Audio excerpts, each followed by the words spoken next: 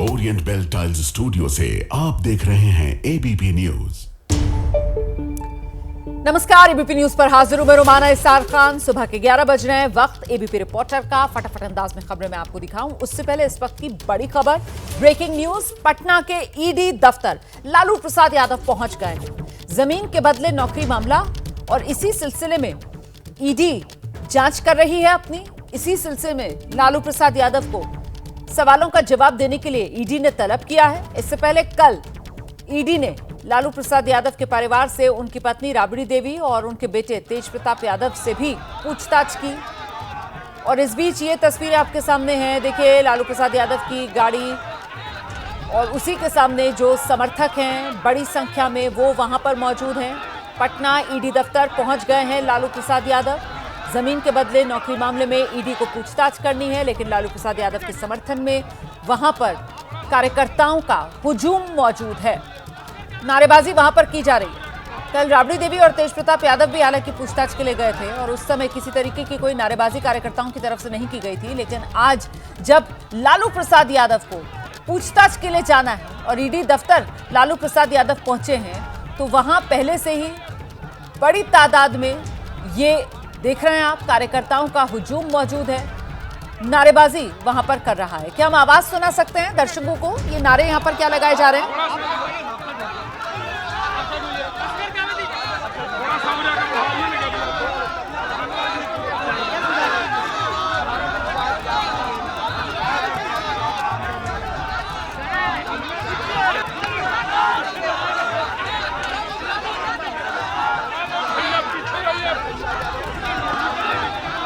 लालू प्रसाद यादव जिंदाबाद, इसी तरीके के नारों की वहां पर गूंज है। और कार्यकर्ताओं के इस हुजूम के बीच से गुजरते हुए लालू प्रसाद यादव ईडी दफ्तर पहुंच गए हैं। ईडी दफ्तर की तरफ से समन दिया गया था लालू प्रसाद यादव को, पत्नी राबड़ी देवी को, बेटे तेज प्रताप यादव को कि आइए ईडी दफ्तर में और सवालों का जवाब दीजिए। पटना ईडी दफ्तर, वहां कल राबड़ी देवी और तेज प्रताप यादव गए थे, ईडी के सवालों का जवाब देकर आए। करीब 4-4.5 घंटे के आसपास दोनों से ईडी ने सवाल जवाब किए। अब आज बारी लालू प्रसाद यादव की है। लालू प्रसाद यादव पहुंचे हैं ईडी के सवालों का जवाब देने के लिए। तो लंबे वक्त से ये वो मामला है जिसमें न सिर्फ लालू प्रसाद यादव बल्कि उनका पूरा परिवार घिरा हुआ है। और इसी को लेकर अब एक बार फिर केंद्रीय एजेंसी की तरफ से जब लालू प्रसाद यादव को पूछताछ के लिए बुलाया गया है, तो देखिए किस तरीके से कार्यकर्ता सड़क पर उतरकर नारेबाजी करते हुए, और परिवार की तरफ से यही कहा जा रहा है कि क्योंकि इस साल बिहार में विधानसभा चुनाव है, इसीलिए ये केंद्रीय एजेंसी का दुरुपयोग सत्ताधारी गठबंधन की तरफ से किया जा रहा है। सीधे आपको लेकर चलेंगे, हमारी सहयोगी निधि इस वक्त मौजूद है। जरा जानते हैं निधि से। निधि, ये लालू प्रसाद यादव ईडी दफ्तर पहुंच रहे हैं और यहाँ पर कार्यकर्ताओं का हुजूम मैं देख पा रही हूँ इन तस्वीरों में। स्थिति क्या बनी हुई है यहाँ पर? बिल्कुल, देखिए, लालू यादव चूंकि पार्टी के मुखिया और ऐसे में एक संदेश देने की कोशिश है आरजेडी की तमाम उन कार्यकर्ताओं की कि हम आपके साथ हैं। और इस स्थिति में जब आरजेडी ये लगातार आरोप लगा रही है कि बीजेपी अपनी सभी एजेंसियों का एक साथ इस्तेमाल कर रही है हमको पीछे करने के लिए, और ऐसे में जब आज लालू प्रसाद यादव को 11 बजे पाया गया था, वो वक्त पर पहुंचे हैं। और जैसे ही वो पहुंच गए हैं, उनके पहले ही कार्यकर्ता और समर्थक बड़ी संख्या में, मैं कहूंगी, यहाँ पहुंचे हुए हैं और एक साथ नारेबाजी और सरकार के खिलाफ प्रदर्शन और लालू यादव जिंदाबाद के नारे जो है वो लगा रहे हैं। और लालू यादव के साथ मीसा भारती पहुंची है, क्योंकि ये भी एक संदेश है रोमाना की परिवार जो है वो एक साथ खड़ा है। और कल भी जब राबड़ी देवी यहाँ पहुंची थी, तेज प्रताप यहाँ पहुंचे थे, तो दोनों के साथ जब तक पूछताछ चली, मीसा उन्हें असिस्ट करने के लिए उस वक्त तक खड़ी थी। और आज भी मीसा यहाँ लालू यादव के साथ जो है वो पहुंची हुई है। और कितने घंटे की पूछताछ होती है ये देखना होगा, लेकिन इस वक्त बड़ी संख्या में आरजेडी के कार्यकर्ता और समर्थक है जो ईडी दफ्तर के बाहर है। और इससे पहले भी जब पूछताछ के लिए पटना स्थित ईडी दफ्तर बुलाया गया था, तब आरजेडी के तमाम वो विधायक यहाँ पहुंचे हुए थे। और जितने घंटे की, क्योंकि पिछली बार जब लालू यादव से पूछताछ हुई थी 2023 में, तो लंबी पूछताछ हुई थी और उस वक्त भी आरजेडी के वो कार्यकर्ता और समर्थक बैठे हुए थे और आज भी कुर्सियां लगाकर बकायदा डटे हुए हैं। बिल्कुल, और तब भी आप फील्ड पर थी और आप रिपोर्टिंग कर रही थी, और उस वक्त भी मुझे ध्यान है मीसा भारती वहां पर मौजूद थी, कुर्सी डालकर वो भी बैठी हुई थी। और परिवार और पार्टी की तरफ से पूरा समर्थन, और साथ ही साथ ये कहा जा रहा था कि लालू जी की तबीयत क्योंकि ठीक नहीं है, किडनी ट्रांसप्लांट के बाद वो लौटे थे, ऐसे में उन्हें दवाई देना और उनकी डाइट का बहुत ध्यान रखने के लिए डॉक्टर्स ने बोला है। ऐसे में अभी भी इसी आधार पर मीसा भारती को भी क्या ईडी दफ्तर में लालू प्रसाद यादव के साथ भीतर जाने की इजाजत मिलेगी क्या, या वो बीच बीच में जाएंगे अगर जरूरत पड़ेगी, दवाई का समय होगा या कुछ खाने पीने का सामान देना होगा, और उसके बाद पिछली बार की तरह एक बार फिर ईडी दफ्तर के बाहर आकर यहां पर कार्यकर्ताओं के साथ धरने पर बैठेंगी मीसा भारती? निधि, बिल्कुल रुमाना, देखिए कल भी और दोनों दिन की जो मैं तस्वीर देख पा रही हूँ, क्योंकि यहाँ से हम लगातार दर्शकों को तस्वीरें दिखा रहे हैं, मीसा भारती ईडी दफ्तर के अंदर ही मौजूद है। जहाँ पर पूछताछ हो रही है, संभव है वहाँ उनको ना पहुँचने दिया जाए, क्योंकि उनसे पूछताछ नहीं है इस मामले में। लेकिन मीसा भारती ईडी दफ्तर के अंदर है और ये तस्वीरें जो है वो लगातार नजर आ रही है, हम देख पा रहे हैं कि निधि, मैं आपको बीच में जरा इसलिए रोक रही हूँ क्योंकि यहाँ जो मुझे तस्वीरें नजर आ रही हैं उसमें गाड़ी को चारों तरफ से घेर कर खड़े हुए कार्यकर्ता। अभी का अपडेट क्या है? क्या लालू प्रसाद यादव, मीसा भारती इस गाड़ी से उतरकर ईडी दफ्तर के भीतर चले गए क्या, या अभी भी नारेबाजी हो रही है और स्थिति ऐसी बनी हुई है? देखिए, फिलहाल नारेबाजी नहीं हो रही है क्योंकि लालू यादव अंदर चले गए और मीसा भी उनके साथ है, लेकिन समर्थक और जो कार्यकर्ता है जो दूर दूर से अलग अलग जगह से आए हैं वो ईडी दफ्तर के बाहर ही है, बड़ी संख्या में है। और संभव है कि अगर लंच ब्रेक तक पूछताछ हो तो लंच ब्रेक में अगर मीसा बाहर निकलती है तो कार्यकर्ता एक बार फिर से आ जाए, क्योंकि ये इसी तरह डटे हुए हैं। और हम ये जिक्र भी कर रहे थे कि स्वास्थ्य कार्डों का हवाला पहले भी आरजेडी और लालू परिवार देता आया है लालू यादव की स्वास्थ्य को लेकर, लेकिन आज किस तरीके की तस्वीर होती है, लालू यादव क्या कुछ बोलते हैं ये भी देखना होगा, क्योंकि पिछली बार उन्होंने कोई बातचीत नहीं की थी जब वो ईडी दफ्तर से निकले थे, तो कल भी राबड़ी देवी ने कोई बातचीत नहीं की। आज क्या लालू यादव कुछ बोलते हैं, क्योंकि ये चुनावी साल है और आरजेडी इस बात को लेकर सवाल खड़े करती ही रही है कि जब जब चुनाव आता है बीजेपी अपनी सभी टीमों को यहाँ उतार देती है, और इस बार भी वही स्थिति है। 2025 है, आरजेडी की सरकार बनने जा रही है और ऐसे में सभी शक्तियों को लगाकर जो है वो बीजेपी इनका दुरुपयोग कर रही है, एजेंसियों का दुरुपयोग कर रही है, और इसी सिलसिले में लालू यादव को जबरदस्ती परेशान करने के लिए उनसे पूछताछ किया जा रहा है। तो जाहिर सी बात है कि चुनावी साल में इस तरीके के आरोप जो है वो विपक्ष लगाता आ रहा है, और ऐसे में आरजेडी के कार्यकर्ता और समर्थक जो है वो सुबह से ही डटे हुए हैं। बहुत शुक्रिया आपका निधि इस तमाम जानकारी के लिए। तो देखिए, बड़ी खबर यह है कि ये तस्वीरें कुछ देर पहले की हैं। इस वक्त गाड़ी से उतरकर लालू प्रसाद यादव और उन्हें असिस्ट उनकी बेटी मीसा भारती कर रही हैं। स्वास्थ्य कारणों की वजह से लालू के साथ सहयोगी के तौर पर बेटी मीसा भारती जो ईडी के दफ्तर में ही मौजूद हैं, और जब लालू प्रसाद यादव पहुंचे थे ईडी के सवालों का जवाब देने के लिए, उस वक्त बड़ी तादाद में वहां पर आरजेडी के कार्यकर्ताओं का हुजूम था जो लालू प्रसाद यादव के समर्थन में नारेबाजी कर रहे थे। इस खबर पर हमारी नजर बनी हुई है। इस बीच आगे बढ़ेंगे, नागपुर की बात कर लेते हैं जरा, जहां हिंसा को लेकर एक तरफ तो पुलिस का एक्शन लगातार जारी है और वहीं दूसरी तरफ अब एटीएस भी इस मामले में अलग अलग एंगल्स जो हैं उनको लेकर पड़ताल कर रही है, जांच में जुट गई है एटीएस। और नागपुर हिंसा को लेकर एफआईआर दर्ज हुई है। उसी के आधार पर इस हिंसा को लेकर एक बड़ा खुलासा, देखिए 5 एफआईआर दर्ज हुई हैं। एक एफआईआर के मुताबिक नागपुर हिंसा का राजनीतिक कनेक्शन सामने आ गया है। माइनॉरिटी डेमोक्रेटिक पार्टी यानी एमडीपी का नेता है फहीम शमीम। उसने पहले थाने पर 50 से 60 लोगों की भीड़ को इकट्ठा किया। औरंगजेब की कब्र का विरोध करने वाले लोगों के खिलाफ कार्रवाई की मांग करते हुए नारेबाजी करने लगा। इस दौरान पुलिस ने शांति बनाए रखने की उसे हिदायत दी, लेकिन फिर शाम 4 बजे फहीम शमीम खान ने दंगा भड़काने के उद्देश्य से 400 से 500 लोगों को इकट्ठा कर लिया। छत्रपति शिवाजी महाराज की प्रतिमा के पास नारेबाजी ये लोग कर रहे थे। इस दौरान भड़काऊ नारे लगाए गए। पुलिस के खिलाफ नाराजगी की भावना फैलाई गई। कहा गया कि अब हिंदू और पुलिस को नहीं छोड़ा जाएगा, और इसी के बाद ये भीड़ हमलावर हो गई। पुलिस पर हथियार, पत्थरों से हमला शुरू कर दिया। अंधेरे का फायदा उठाकर महिला पुलिसकर्मियों से छेड़छाड़ भी की गई। तो हिंसा के मास्टरमाइंड का नाम फहीम शमीम, एक एफआईआर के आधार पर यह खुलासा। ये जो फहीम शमीम है, ये माइनॉरिटी डेमोक्रेटिक पार्टी है, उसका ये शहर अध्यक्ष बताया जा रहा है। माइनॉरिटी डेमोक्रेटिक पार्टी का ये शहर अध्यक्ष है। नाम है फहीम शमीम खान। फहीम ने ही पुलिस स्टेशन के बाहर पहले भीड़ इकट्ठा की थी। इसी ने 50-60 लोगों को हिंसा के लिए बुलाया। ये मांग कर रहा था कि जो लोग कब्र का विरोध कर रहे हैं उन पर एक्शन लिया जाए। दंगा भड़काने के उद्देश्य से इसने फिर भीड़ को इकट्ठा कर लिया। 400-500 लोगों को हिंसा के लिए उकसाने का आरोप इसी फहीम शमीम पर है।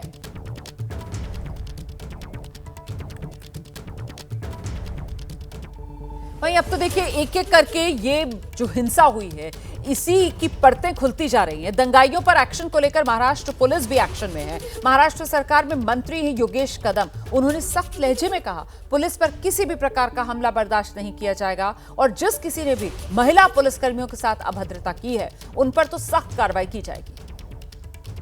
पुलिस कर्मचारी के ऊपर अगर विनय भंग हुआ है तो बिल्कुल किसी को जिन्होंने किया उनको नहीं छोड़ा जाएगा।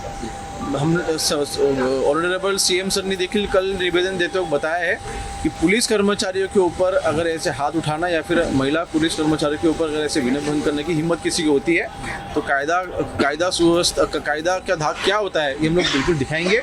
जो भी हुआ है पुलिसों के सामने हुआ है, तो जिन जिन लोगों को अभी तक हमने अरेस्ट किया हुआ है उनसे भी जो इन्फॉर्मेशन मिले उसके तरीके से हम कार्रवाई कर रहे हैं। और आइए सीधे आपको ग्राउंड पर लेकर चलेंगे। हमारे साथ हमारे सहयोगी मृत्युंजय इस वक्त मौजूद हैं। मृत्युंजय से पहले जानते हैं कि ये जो अलग अलग 5 एफआईआर पुलिस ने दर्ज की और एक एफआईआर के आधार पर जो बड़ा खुलासा हो रहा है कि ये माइनॉरिटी डेमोक्रेटिक पार्टी है, उसका ये शहर अध्यक्ष है फहीम शमीम, इसकी बड़ी भूमिका यहाँ पर निकल कर आ रही है इस एफआईआर में। तो ये भी गिरफ्तार लोगों में है या अभी इसकी तलाश चल रही है? मृत्युंजय। रोमाना गणेश सेठ पुलिस स्टेशन है जहां पर ये एफआईआर दर्ज किया गया और वहां के एफआईआर के मुताबिक इस पूरे दंगे का, इस पूरे हिंसा का जो पहला किरदार, जो पहला मास्टरमाइंड निकल कर आया है वो ये माइनॉरिटी डेमोक्रेटिक पार्टी का शहर अध्यक्ष फहीम खान शमीम खान 38 साल का है। इसका नाम निकल कर सामने आया है। इसके ऊपर पहले भी 3 आपराधिक रिकॉर्ड हैं, पहले भी 3 क्रिमिनल केसेस नागपुर शहर में दर्ज हैं। ये महाराष्ट्र का विधानसभा चुनाव भी लड़ चुका है जब उसकी जमानत जब्त हो गई थी और ये माइनॉरिटी डेमोक्रेटिक पार्टी का शहर अध्यक्ष है, 38 साल का है। और आपको बता दें कि सबसे पहले यही 30 से 40 लोगों को जमा करके शिवाजी महाराज पुतले के पास पहुंचा था और जब वहां बजरंग दल विश्व हिंदू परिषद के कार्यकर्ता पुतला जला रहे थे तो वहां विरोध प्रदर्शन किया था। इसके शिकायत के आधार पर नागपुर पुलिस ने एफआईआर दर्ज करके बजरंग दल के कार्यकर्ताओं के खिलाफ एफआईआर दर्ज किया जो पुतला जलाया गया था। लेकिन वहां से लौटने के बाद में इस मस्जिद के पास यहाँ पर फहीम खान शमीम खान जब पहुँचा, शाम का समय 4 बजे का समय था, यहाँ उसने और लोगों की भीड़ जमा की और उकसाने वाले भाषण दिए। भाषणों में उसने कहा कि ये पुलिस हिंदुओं की पुलिस है, हमारी पुलिस नहीं है, ये हिंदुओं की पक्ष है और ये जो चादर जलाई गई ये पुलिस के इशारे पर जलाई गई। इस प्रकार से उकसाने वाले भाषण दिए और इसके बाद भीड़ आक्रोशित हो गई और फिर भीड़ सड़कों पर आ गई। अब आपको दिखाते हैं इस मस्जिद के ठीक बाहर की ये सड़क जहां पर फिर बाद में पत्थरबाजी और आगजनी हुई थी। यही वो जगह है, अभी भी आप देख सकते हैं कि यही जहां पर ये पत्थरबाजी हुई थी, आगजनी हुई थी और इसी रूट पर चलते हुए जहां जहां से फिर जो उपद्रवी थे आगे बढ़ते गए, उन्होंने रास्ते में आने वाले वाहनों को निशाना बनाया, तोड़फोड़ शुरू कर दी। जो भी दुकानें थी उसके सीसीटीवी को निशाना बनाया। ये मेरे बाईं तरफ एक दुकान है जिसका सीसीटीवी लगा हुआ है, उस सीसीटीवी को तोड़ा और फिर इसके बाद आप देखिए फ्लाईओवर के ठीक नीचे क्रेन है, उस क्रेन पर धार्मिक चिन्ह लगे हुए थे, धार्मिक झंडा एक लगा हुआ था, वो उस क्रेन को जला दिया गया। इसके आगे कई और क्रेन जलाए गए, गाड़ियों को तोड़ा गया। तो कुल मिलाकर जो शाम के समय उपद्रव हुआ, 4 बजे के बाद भीड़ इकट्ठा होनी शुरू हुई, 7 बजे तक वो भीड़ कई सैकड़ों में तब्दील हो गई। वो जो भीड़ थी कहीं ना कहीं आरोप ये लग रहा है कि ये शमीम खान, ये जो आरोपी है फहीम खान शमीम खान, इसके उकसाने पर ये भीड़ इकट्ठा होती चली गई। शाम को जब इफ्तार थी, इफ्तार के समय लोग इकट्ठा हुए, तभी भी इसने उकसाने वाली भाषण दिए। और आपको बता दें कि जो गिरफ्तारी हुई है इस मामले में गणेश सेठ पुलिस स्टेशन में 51 लोगों को गिरफ्तार किया गया है। इस मामले में इन 51 लोगों में ये गिरफ्तार नहीं है। हमें जो जानकारी मिली है कि ये फरार बताया जा रहा है, ये आरोपी फरार हो चुका है, पुलिस इसकी तलाश कर रही है। और जो आरोपी पकड़े भी गए हैं उन्होंने कहा कि फहीम खान और फहीम खान शमीम खान ने हमें इफ्तारी के समय जो भाषण दिए थे, मोबाइल पर उसके मैसेज आए थे, उसके आधार पर बाहर के भी इलाकों के लोग यानी अन्य मस्जिदों में जाकर नमाज़ पढ़ने वाले भी युवक वो यहाँ इस इलाके में आकर इकट्ठा हो गए और फिर इलाके में यहाँ पर हिंसा हुई और तोड़फोड़ हुई। तो ये आप तस्वीरें देखिए, जैसे जैसे फिर उपद्रवी इसी रास्ते पर जब पुलिस ने दौड़ाना शुरू किया तो ये जो रास्ता आपको नज़र आएगा, इस रास्ते से गुजरते हुए जो भी वाहन रास्ते में आए उसे निशाना बनाया गया, चाहे वो सामान्य सी गाड़ी हो या फिर बड़े बड़े क्रेन हो। जो फ्लाईओवर के काम में लगे हुए क्रेन थे उसे जलाए गए, तोड़फोड़ किया गया। और अब तस्वीरें देखिए, इलाके में कर्फ्यू लगा हुआ है। तो कहीं ना कहीं ये जो आरोपी है फ़हीम खान, शमीम खान नाम का 38 साल का, ये माइनॉरिटी डेमोक्रेटिक पार्टी का शहर अध्यक्ष है और इसी की तलाश अब पुलिस कर रही है। सूत्रों के मुताबिक इसकी अभी तक पकड़ में नहीं आया है। इसकी एरिया की पहचान, किस एरिया में छिपा हुआ है, ये नहीं हो पाया है, लेकिन पुलिस इसकी छानबीन कर रही है और आरोपी तक पहुंचने का प्रयास कर रही है। इलाके में कर्फ्यू लगा हुआ है, जगह जगह पर पुलिसकर्मी तैनात है, राइट कंट्रोल पुलिस जगह जगह तैनात है। ये तस्वीर इसीलिए बनी क्योंकि कहीं न कहीं हिंसा को बढ़ावा दिया गया। कुछ लोगों ने मौके का फ़ायदा उठाया। उसमें से एक नाम, एक चेहरा जो निकलकर सामने आया है वो माइनॉरिटी डेमोक्रेटिक पार्टी के शहर अध्यक्ष फ़हीम खान का है, 38 साल का, जिसने कुछ महीने पहले ही महाराष्ट्र विधानसभा चुनाव में अपनी किस्मत आजमाई थी, लेकिन उसकी जमानत जब्त हो गई थी, बुरी तरह चुनाव हार गया था। तो ऐसे व्यक्ति जो अपनी राजनीति चमकाने के लिए युवकों को उसने भड़काया, आक्रोशित किया, और जब शाम के समय इफ्तार के बाद में लोगों की भीड़ ज़्यादा इकट्ठा हुई, उसके बाद हिंसा हुई। और आपको बता दें कि एफआईआर में इस बात का भी जिक्र है कि महिला पुलिसकर्मी के साथ में जो छेड़छाड़ हुई थी वो इसके उकसाने के बाद हुआ था, क्योंकि बार-बार ये कह रहा था कि ये पुलिस हिंदुओं की पुलिस है। कुल मिलाकर अभी तो बड़ी खबर ये है कि लीजिए, एफआईआर में नेता ही निकला मास्टरमाइंड, और नेता कौन? नाम है इसका फ़हीम शमीम खान। अभी फरार चल रहा है ये, अभी ये पुलिस की गिरफ्त में नहीं आ पाया है। माइनॉरिटी डेमोक्रेटिक पार्टी है, उसका ये शहर अध्यक्ष है, चुनाव भी लड़ चुका है विधानसभा का, जिसमें इसकी जमानत जब्त हो गई थी। 38 साल इसकी उम्र बताई जा रही है और बताया जा रहा है कि इसी ने मस्जिद पहुंचकर वहां पर युवकों को भ्रमित किया, अफवाह फैलाई, उनको वीडियोस दिखाए। ऐसा जो गिरफ्त में आए युवक हैं वो जानकारी दे रहे हैं, और उन्हीं की जानकारी हासिल करने के बाद पुलिस जो है वो अब इसे मास्टरमाइंड मान रही है और इसकी तलाश की जा रही है। इस बीच नागपुर हिंसा मामले में एफआईआर जो दर्ज हो रही हैं, उसी को लेकर नागपुर के डीसीपी राहुल मदने से एबीपी न्यूज ने बातचीत की है। वो क्या कह रहे हैं, जरा सुनिए। एफआईआर दाखिल है और वो इन्वेस्टिगेशन भी चालू है। हमारा वही है कि जो लोकल सीसीटीवी फुटेज है जो स्मार्ट सिटी के अंडर आते हैं वही हमको मिले हैं। जो आपके माध्यम से जो मीडिया के थ्रू भी जो फुटेज है वही भी हम वहाँ से भी आइडेंटिफिकेशन चालू है। कुछ प्राइवेट लोगों ने भी उनके मोबाइल में रिकॉर्डिंग मिली है, वही कलेक्शन चालू है।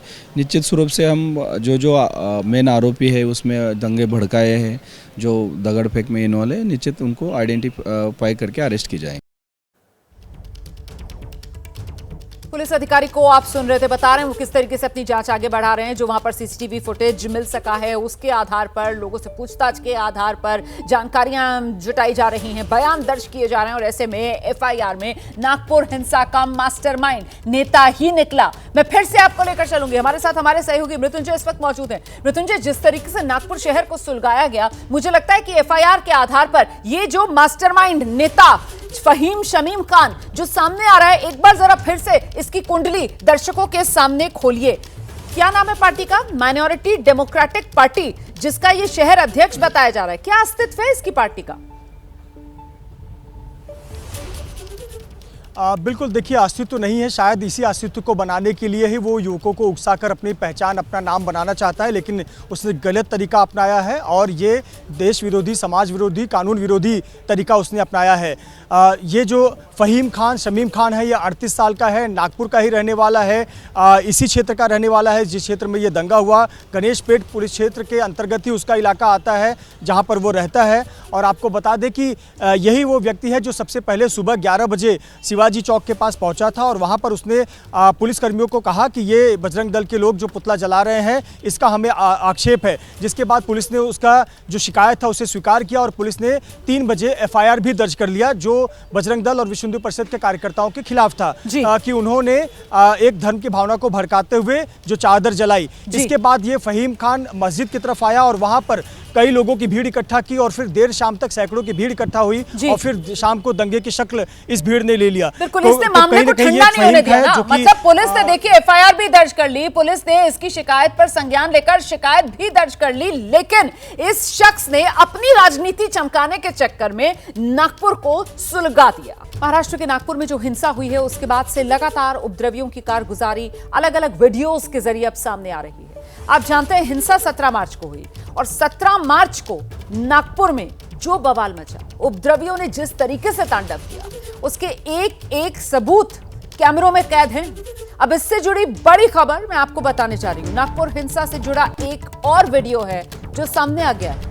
इस वीडियो में तोड़फोड़ करते, आगजनी करते साफ नजर आ रहे हैं उपद्रवी। वीडियो में पथराव करते भी ये उपद्रवी नजर आ रहे हैं। ये देखिए, ये वो वीडियो है जिसका मैं जिक्र कर रही हूं। अब तक 50 से ज्यादा उपद्रवी गिरफ्तार कर लिए गए हैं। 17 मार्च का ये वीडियो जो अब सामने आया है, कैसे सड़क सुनसान है और उस पर इन उपद्रवियों का बोलबाला है। इनके हाथ में जो कुछ आ रहा है, लाठी, डंडा, पत्थर, उसे चला रहे हैं। पथराव करते नजर आ रहे हैं ये उपद्रवी। 50 से ज्यादा उपद्रवियों पर पुलिस का एक्शन अभी तक हुआ है। पुलिस ने गिरफ्तार किया है। ये देखिए भीड़ किस तरीके से बेकाबू थी, गाड़ियों में कैसे तोड़फोड़ कर रही थी, जो आगजनी की गई उस सब की गवाही देती ये तस्वीरें आपके सामने। ये पत्थरबाजी करते उपद्रवी और ये जो नया वीडियो सामने आया है, किसी ने अपने घर की छत से ये वीडियो बनाया है जो इस वक्त आप देख रहे हैं। देखिए कैसे गाड़ियों में तोड़फोड़ की जा रही है। डंडे बरसा कर मोटरसाइकिल्स पार्क है वहां पर, उन्हें नुकसान पहुंचाया जा रहा है। कितनी गाड़ियों को तो फूंक दिया गया। तीसरी तस्वीर देखिए आप, यहां पर आगजनी की गई, गाड़ियों को जलाया जा रहा है।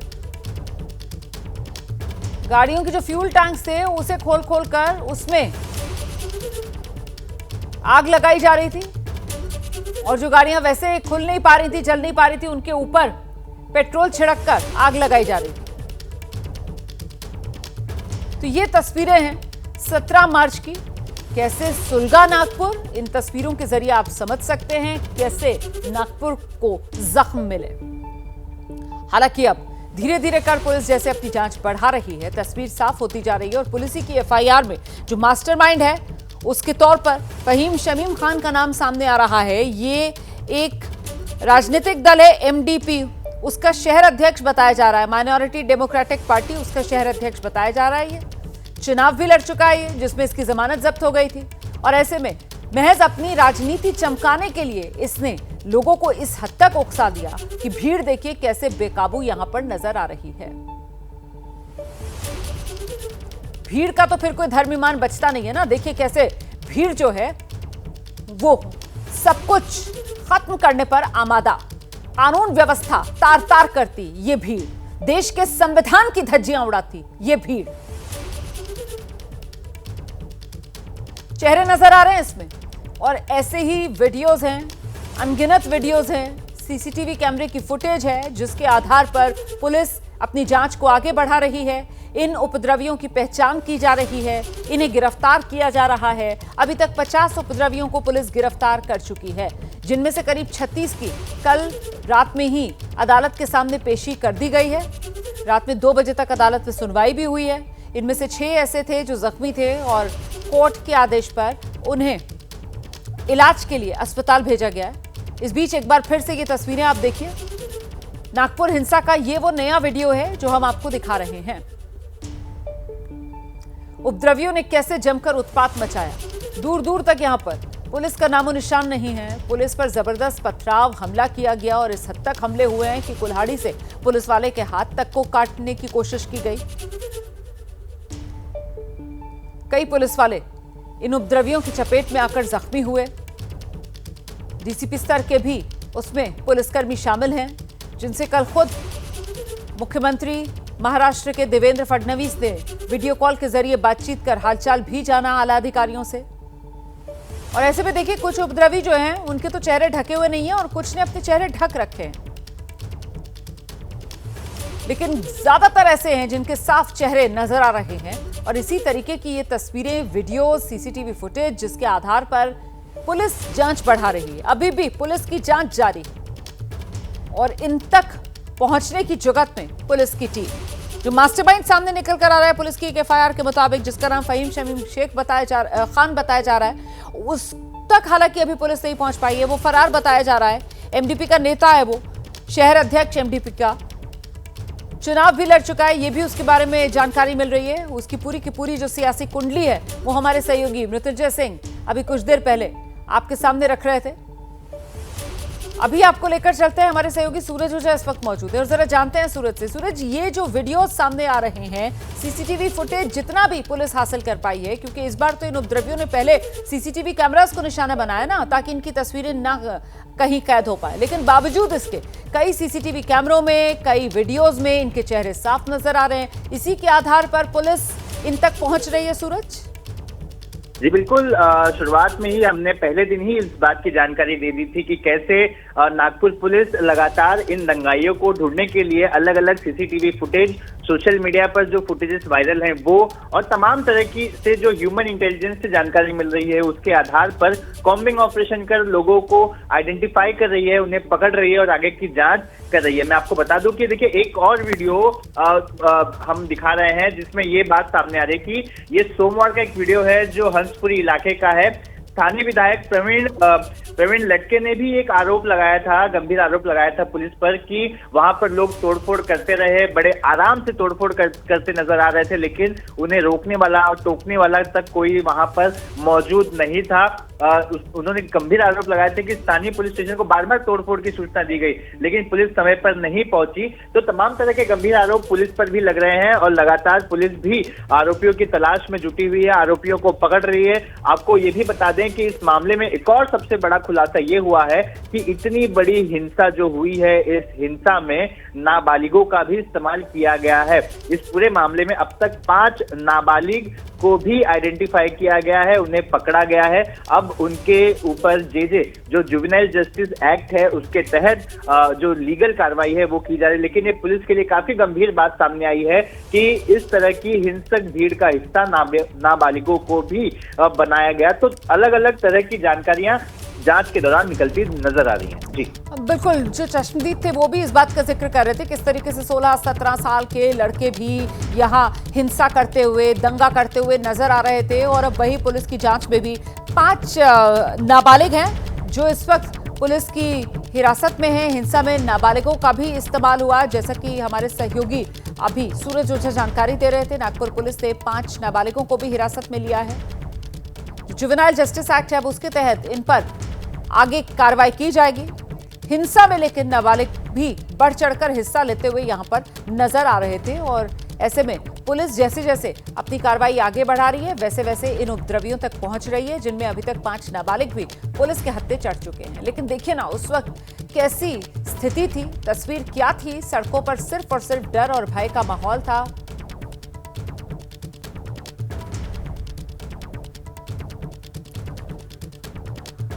और इस बीच आपको एक बार फिर से लेकर चलेंगे, हमारे साथ हमारे सहयोगी सूरज ओझा इस वक्त मौजूद हैं और जरा सूरज से जान लेते हैं। सूरज, इस बीच जो मास्टरमाइंड है उसका नाम भी सामने आ रहा है, फहीम शमीम खान, उसके बारे में क्या जानकारी? फरार बताया जा रहा है वो, उसकी कहां तलाश कर रही है पुलिस?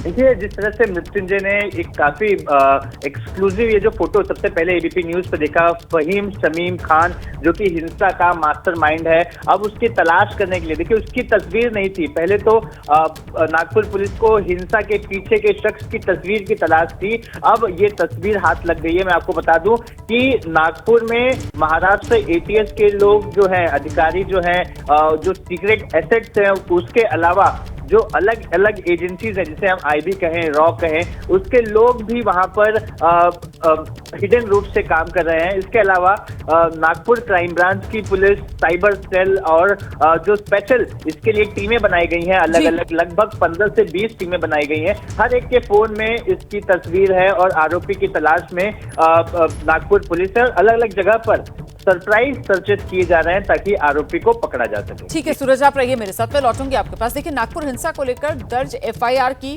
कॉपी, और इसमें जो जानकारी मिल रही है, एफआईआर में 51 लोगों पर हिंसा का आरोप है। 25 से ज्यादा जो जगह हैं वहां पर इकट्ठा हुए थे ये दंगाई। नागपुर हिंसा को लेकर दर्ज एफआईआर की जो कॉपी है उसकी ये जानकारियां हैं जो मैं आपके साथ साझा कर रही हूं। नागपुर हिंसा को लेकर जो एफआईआर दर्ज हुई है उसी में 51 लोगों पर हिंसा का आरोप लगा है।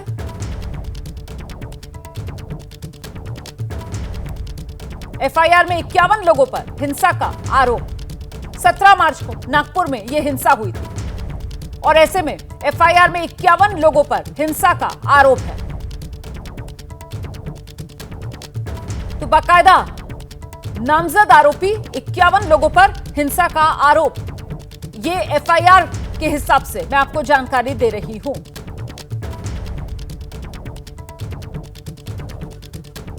सूरज ओझा हमारे साथ हैं क्या?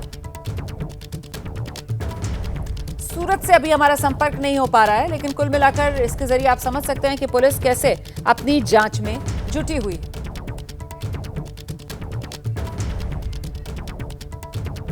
तो एक तरफ नागपुर हिंसा को लेकर नए नए खुलासे हो रहे हैं, वहीं इसे लेकर सियासत भी तेज है। सामना के जरिए शिवसेना उद्धव गुट ने बीजेपी पर फिर निशाना साध दिया है, जिसे लेकर शिवसेना शिंदे गुट अब हमलावर है।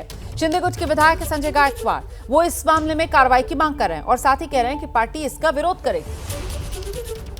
साथ संजय गायकवाड़ है, आक्रामक नेता है, शिंदे के करीबी नेता है। गायकवाड़ साहब, जिस प्रकार से भाषा की गई है सामना अखबार से, क्या आप इससे सहमत हो?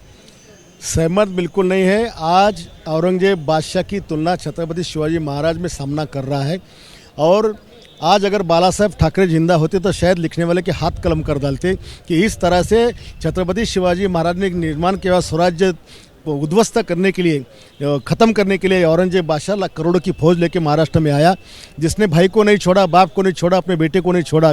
न जाने कितने मंदिर को गिराया, न जाने कितने हिंदू की कत्ल उसने की, कितने लोगों का धर्मांतर किया। ऐसे औरंगजेब बादशाह की तुलना छत्रपति शिवाजी महाराज से करना, ये बहुत बड़ा गंभीर लिखान सामना ने किया है। इसलिए सामना के ऊपर कार्रवाई होनी चाहिए। आपकी पार्टी आगे आएगी कार्रवाई के लिए? बिल्कुल, हम तो हमेशा आगे होते हैं। जो भी छत्रपति शिवाजी महाराज की भूमिका छोड़ेगा। खैर, तो बात ऐसी है कि जब से सामना कांग्रेस के साथ में उभरता गई है, तब से इस तरह के उनके बयान आ रहे हैं। बाला साहेब ठाकरे जब तक थे, कभी भी सामना ने औरंगजेब का पुष्टिकरण किया नहीं, उसका उद्धतीकरण किया नहीं। लेकिन जब से बाला साहेब का निर्माण हुआ, तब से और जब से कांग्रेस का हाथ उभरता से मिल गया, तब से इस तरह की लिखान अपने नेता को खुश करने के लिए सामना लिख रहा है। वहीं एनसीपी शरद गुट के विधायक हैं रोहित पवार, उन्होंने भी अपनी प्रतिक्रिया दी है। कह रहे हैं बीजेपी पर आधारहीन बात करने और इतिहास बदलने की कोशिशें बीजेपी कर रही है, ये वो आरोप लगा रहे हैं। अगर आप देखो तो हर वक्त बीजेपी और उनके विचार के लोगों ने छत्रपति शिवाजी महाराज हो, छत्रपति संभाजी राजे हो, शिवशाहू फुले अम्बेडकर हो, ये जो सब महामानव हो के गए जिन्होंने बहुत बड़ा सोशल रिफॉर्म इस देश में लाया था, उनका जो इतिहास है वो सही इतिहास है, वो मिटाने का हर वक्त कोशिश किया। जो बड़े बड़े नेता है जो भाजपा के, वहाँ पे आके कुछ भी गलत स्टेटमेंट देते हैं जिसका कोई भी हिस्टोरिकल बेस नहीं है। तो यहाँ पे जो चर्चा है जानबूझ के ये यहाँ पे हिस्ट्री चेंज करने का कोशिश हो रहा है। सामना का एक स्टाइल होता है लिखने का, वो स्टाइल के बारे में मैं नहीं बोलूँगा, लेकिन उसका अगर मीनिंग अगर आप देखो तो डेफिनेटली उसका मीनिंग बराबर है।